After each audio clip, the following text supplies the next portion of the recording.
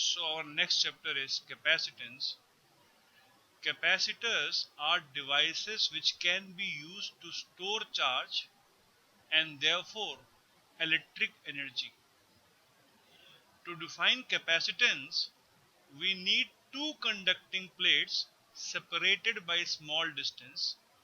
तो हमें दो conducting plate चाहिए जिनके बीच में कुछ दूरी हो. Now, one plate is given charge Q. एक प्लेट को चार्ज Q दे दिया गया and the other plate is given charge minus Q. Second plate को उतना ही नेगेटिव चार्ज माइनस Q अगर दे दिया जाए. We know that all the charge will accumulate on the surface क्योंकि ये दोनों कंडक्टर हैं, thus ये चार्ज Q और माइनस Q इसके सरफेस पे डिस्ट्रीब्यूट हो जाएगा.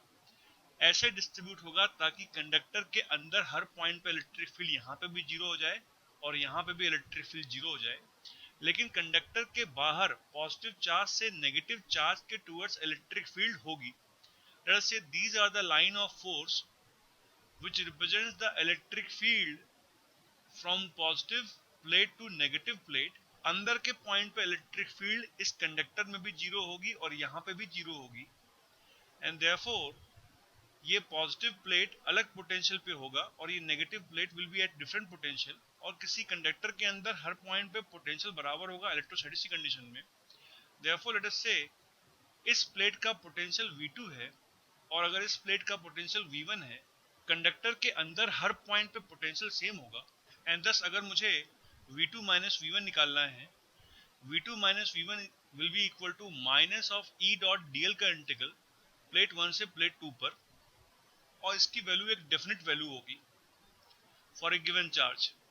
Now let us say V2 minus V1 का मैग्नीट्यूड V के बराबर है, which is the potential difference between the two plates.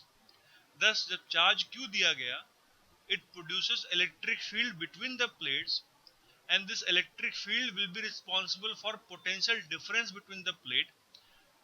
Now if we find the value of Q by V, the charge given divided by potential difference, this will be defined as the capacitance of this system. Thus Q charge की वजह से electric field E आई, electric field की वजह से potential difference आया. अब अगर Q by V की वैल्यू निकाली जाए, the value of Q by V will be defined as the capacitance of this system. This capacitance की जो यूनिट आएगी वो कूलम अपॉन वोल्ट होगी. The unit of capacitance will be coulomb upon volt and 1 coulomb upon 1 volt is also defined as 1 farad. Now the question is, does capacitance depends upon Q and V potential difference? From this definition of capacitance, it appears कि capacitance की value Q और V दोनों के ऊपर depend करनी चाहिए. But the fact is, capacitance of a system does not depends either on Q or V. हालांकि इस definition में Q और V हैं, लेकिन ये डेफिनेशन कैपेसिटेंस की वैल्यू निकालने के लिए है. कैपेसिटेंस की वैल्यू खुद Q और V के ऊपर डिपेंड नहीं करेगी. This not something very difficult for us to understand.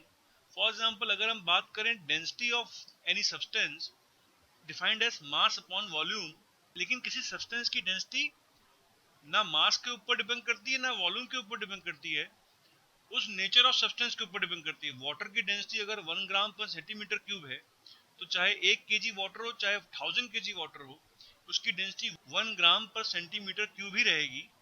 अगर मास ज्यादा है तो वॉल्यूम भी ज्यादा होगा पानी का, या उल्टा बोले अगर पानी का वॉल्यूम ज्यादा है तो उसका मास भी ज्यादा होगा. डेंसिटी ना मास के ऊपर डिपेंड करेगी ना वॉल्यूम के ऊपर डिपेंड करेगी. सिमिलरली अगर किसी सिस्टम को चार्ज क्यू दिया जाए तो चार्ज क्यू की वजह से इलेक्ट्रिक फील्ड होगी. अगर चार्ज Q ज्यादा है तो इलेक्ट्रिक फील्ड भी ज्यादा होगी, और अगर इलेक्ट्रिक फील्ड ज्यादा है तो पोटेंशियल डिफरेंस भी ज्यादा होगा. लेकिन कैपेसिटेंस की value Q by V both Q और V के इंडिपेंडेंट होगी. तो सवाल ये है कि अगर कैपेसिटेंस Q और V के ऊपर डिपेंड नहीं करती तो फिर किसके ऊपर डिपेंड करती है? किसी सिस्टम की capacitance depends upon the geometry of the plates. उन प्लेट्स की ज्योमेट्री स्फेरिकल है, पैरेलल प्लेट्स हैं, सिलिंड्रिकल है या कैसी हैं, and separation between the two plates, उनके बीच की दूरी, और medium between the two plate, उनके बीच में क्या मीडियम रखा हुआ है, इसके ऊपर भी उस सिस्टम की कैपेसिटेंस डिपेंड करेगी।